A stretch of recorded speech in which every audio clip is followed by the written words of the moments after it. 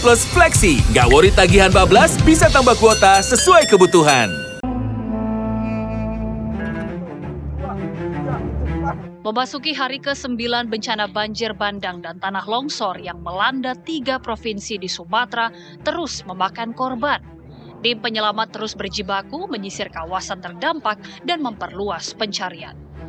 Berdasarkan data Badan Nasional Penanggulangan Bencana (BNPB) di dashboard penanganan darurat banjir dan longsor per pukul 17.15 WIB hari ini, jumlah korban meninggal tercatat meningkat menjadi 812 orang. Selain itu, 509 orang masih dinyatakan hilang. Sementara sekitar 2.600 warga mengalami luka-luka akibat kuatnya terjangan banjir bandang dan material longsor. Sementara itu, upaya penyelamatan dan pendataan korban masih berlangsung di sejumlah titik yang sulit dijangkau. Tingginya angka korban hilang membuat tim SAR gabungan mengerahkan unit K9 untuk mempercepat pencarian korban yang hilang akibat bencana besar di Sumatera. Langkah ini diambil untuk memperluas jangkauan pencarian di area yang sulit dijangkau oleh tim SAR konvensional. Lalu bagaimana proses pencarian para korban hingga hari ini? Berapa jumlah daerah yang masih terisolasi sepekan pasca bencana Sumatera? Tim TV One mengabarkan. Kita akan langsung membahasnya pemirsa bersama dengan sejumlah narasumber yang sudah hadir dan juga terhubung melalui sambungan virtual Zoom. Saya akan perkenalkan untuk Anda yang sudah hadir bersama saya. Ini ada Prof. Fatma Lestari, Wakil Ketua Ikatan Ahli Kebencanaan Indonesia. IABI, selamat malam Prof. Selamat malam. Sehat Prof? Alhamdulillah sehat. Selain Prof. Fatma, ini juga kami sudah terhubung pemirsa melalui sambungan virtual Zoom. Ada Bupati Aceh Tenggara, Bapak M. Salim Fahri. Selamat malam Pak Salim. Malam Mbak, malam Prof. Malam. Selain itu pemirsa kami juga sudah terhubung bersama dengan Deputi Bina Tenaga dan Potensi Pencarian dan Pertolongan Basarnas. Ada Bapak Moh Barokna Haula. Selamat malam Pak Barokna. Assalamualaikum, selamat malam. Waalaikumsalam warahmatullahi wabarakatuh. Kita terlebih dahulu menuju Bupati Aceh Tenggara, Pak Salim. Pak Salim, kami ingin tahu kondisi di Aceh Tenggara saat ini seperti apa Pak? Apakah wilayah-wilayah yang sudah sulit untuk kemudian disampaikan bantuan ini sudah bisa kemudian dikirimkan bantuan-bantuan ke wilayah-wilayah tersebut Pak Bupati? Baik Mbak, insya Allah hari ini juga kami tadi meninjau di 2 lokasi pengungsian. Memang kami harus akui masih ada 2 desa di kecamatan yang paling parah, yaitu Kecamatan Ketambi yang masih berat untuk kami datangi karena medannya yang jalannya putus, longsor. Cuman sekarang Kementerian PU sudah berada di tempat untuk mengerjakan jalan-jalan yang sudah tidak bisa dilalui ini agar secepatnya nanti akses kepada 2 desa tersebut bisa kami lalui, Pak. Oke, Pak Bupati, apa yang menjadi kendala di 2 wilayah tersebut sehingga sulit untuk diakses, Pak? Ini kan gunungnya yang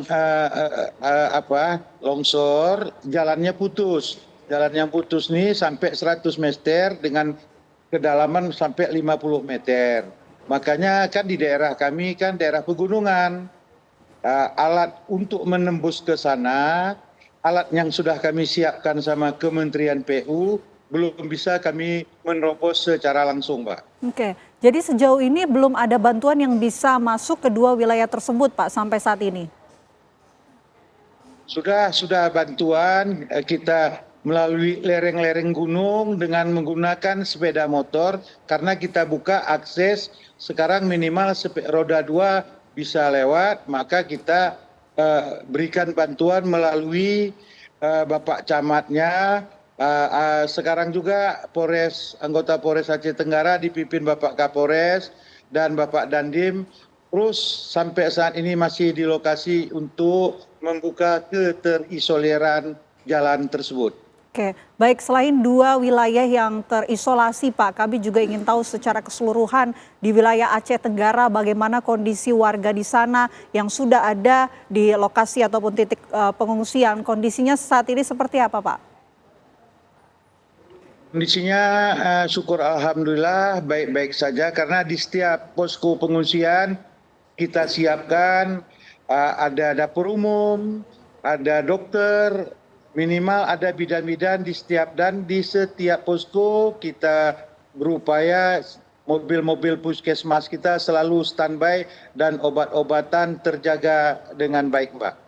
Kalau di wilayah terisolasi itu Pak, bagaimana kondisi warga di sana? Apa yang paling dibutuhkan warga di sana saat ini Pak? Warga kan sangat membutuhkan terutama 9 bahan pokok. Cuman kita sudah drop, ada makanan siap saji yang diberikan oleh Kementerian Sosial, dari pemerintah juga, dari sumbang-sumbangan. Tadi juga Badan Penanggulangan Bencana sudah mengirimkan kami hampir 1 ton makanan. Ini terus kita distribusikan sampai malam ini. Namun cuaca malam ini kurang mendukung nih Mbak. Sudah 3 hari cuaca sangat cerah, malam ini sudah mulai hujan lagi. Semoga kita berdoa hujan ini jangan lagi mengakibatkan daerah kami terlanda banjir. Oke Pak, mengenai korban Pak, data di Kabupaten Aceh Tenggara, adakah korban hilang Pak sampai saat ini? Yang korban meninggal ada 13 sampai saat ini, korban yang hilang belum diketemukan masih 2 atau 3 orang lagi Mbak. Oke, baik kita akan langsung menuju ke Pak Barokna untuk mengetahui mengenai proses pencarian para korban. Pak Barokna, kami ingin tahu Pak hingga hari ke-9 ini bagaimana perkembangan pencarian korban. Terima kasih Mbak Vina. Sekali lagi kami turut prihatin dan berduka cita dan kita berdoa semoga Allah Subhanahu wa taala senantiasa memberikan kekuatan sehingga kita bisa berikan ketabahan dan segera menyelesaikan bisa menangani bencana ini dengan baik. Untuk perkembangan proses pencarian dan pertolongan sendiri, kami saat ini sudah mengerahkan lebih dari 9.000 personil atau tepatnya 9.375 personil baik dari Basarnas maupun potensi SAR yang mendukung kami di 3 provinsi itu di bawah kendali 4 SAR Mission Coordinator baik yang di Padang, di Sipulga, di bawah Nias dan juga Medan dan termasuk Aceh juga. Sementara kita di laporan Pak Bupati tadi kita berusaha untuk penetrasi ke daerah-daerah yang sebelumnya terisolir dan kita yakin bahwa kita bisa mengcover itu walaupun dengan kekuatan terbatas dan alut yang terbatas juga. Berapa misalkan yang di Takengon, beberapa daerah di Aceh Tengah maupun misalkan di Bener Meriah kita bisa dropping dengan pesawat udara fixed wing bahkan dengan membawa Search and Rescue Unit, beberapa tim SAR yang secara perlahan akan kita perkuat juga. Demikian juga di beberapa wilayah yang lainnya, di Sumatera Utara dan di daerah Padang, Sumatera Barat, kita semakin terdistribusi kekuatan kita secara menyeluruh dan semoga aja semakin kecil keterisolasian itu kalau misalkan ada. Tapi kami dari teman-teman SAR, baik dari Basarnas maupun potensi SAR sudah bertekad untuk menyelesaikan penyapuan ini. Demikian. Pak, medan seperti apa yang menjadi kesulitan bagi tim SAR untuk menyisir lokasi-lokasi terisolir termasuk menemukan korban-korban hilang, Pak? Ini sebenarnya seperti sejalan dengan yang dijelaskan oleh Pak Bupati tadi, yaitu akses ke tempat itu memang terbatas, namun kami berusaha untuk melaksanakan dropping tim itu melalui udara biasanya, ya. Ataupun dari sepeda motor roda 2 sehingga bisa sampai ke lokasi terdampak. Namun demikian kita punya keterbatasan alut atau alat utama yang kita gunakan maupun peralatan SAR serta dukungan komunikasinya yang kemungkinan akan menyusul yang menjadi tantangan kami untuk melengkapi tim itu dengan peralatan komplit, baik peralatan search and rescue maupun peralatan komunikasinya. Oke, baik. Sekarang saya mau menuju ke Prof. Fatma. Prof. Fatma, tentu kan IABI memiliki data ya bagaimana mengenai penanganan korban bencana di Sumatera di 3 provinsi tersebut. Sejauh ini penanganan seperti apa, Prof. Fatma?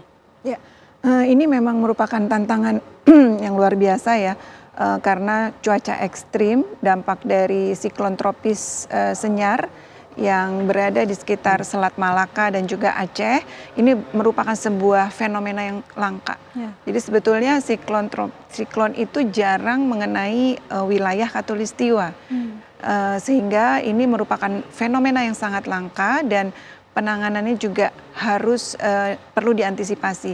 Bukan hanya Indonesia, seperti kita ketahui bahwa banjir juga menerpa negara Malaysia dan Thailand dengan jumlah yang juga mendekati Indonesia. Nah, menurut saya langkah-langkah yang dilakukan oleh pemerintah sudah sangat baik. Kami dari IABI dan juga Forum Perguruan Tinggi untuk Risiko Bencana yang tergabung di dalamnya sudah memiliki komunikasi dan koordinasi. Jadi kami dari universitas atau kampus pendukung mensupport posko-posko universitas di 3 provinsi tersebut. Kita berkoordinasi dan dari Dikti juga sudah memberikan arahan dan bahkan juga sudah diluncurkan dana-dana untuk mensupport respons di lokasi. Ya, yang paling utama adalah ketika banjir memang kita harus melakukan kalau dari sisi aspek kesehatan adalah rapid health assessment. Sehingga untuk mengetahui penyakit-penyakit apa yang berpotensi dapat timbul di lokasi terdampak, kemudian juga kebutuhan kesehatan apa yang diperlukan. Misalnya kita juga bisa mengantisipasi dan melakukan program-program pencegahan penularan penyakit. Yang paling umum adalah biasanya infeksi saluran pernafasan atas. Nah, ini harus dicegah penularannya. Kemudian yang kedua diare. Kemudian yang ketiga adalah leptospirosis yang ditularkan melalui kotoran ataupun urin tikus. Nah, karena kan kita tahu pada saat banjir semua kotoran hewan termasuk tikus dan juga kotoran-kotoran lainnya itu akan bercampur di dalam air banjir tersebut. Nah, ini berbahaya bagi masyarakat terdampak pertama, yang kedua juga bagi petugas respons. Ini harus diantisipasi, dilakukan rapid health assessment sehingga kita bisa mengetahui potensi penyakit apa saja yang ada di lokasi. Dan yang juga penting adalah ketika misalnya terjadi penularan hepatitis, karena kita tahu ya pada saat kondisi banjir tentunya pengungsi cukup banyak saat ini di lokasi pengungsian, maka ini harus diantisipasi. Suplai air bersih menjadi prioritas. Dan bisa juga menyediakan yang kami juga sekarang lakukan dari universitas pendukung atau kampus pendukung adalah membantu untuk mensuplai water purification, water treatment untuk mengolah dari air kotor menjadi air bersih, bahkan juga bisa sampai pada air minum. Oke, yang terpenting adalah memastikan bagaimana kondisi kesehatan dari para korban di sana, memastikan suplai makanan dan juga air bersih ini bisa tercapai dan juga didapatkan oleh para korban di sana. Kita akan nanti coba tanyakan langsung ke Pak Bupati, apakah memang kondisinya semua sudah terpenuhi di sana. Tapi kami jeda terlebih dahulu pemirsa, apa kabar Indonesia Malam akan kembali untuk Anda sesaat lagi.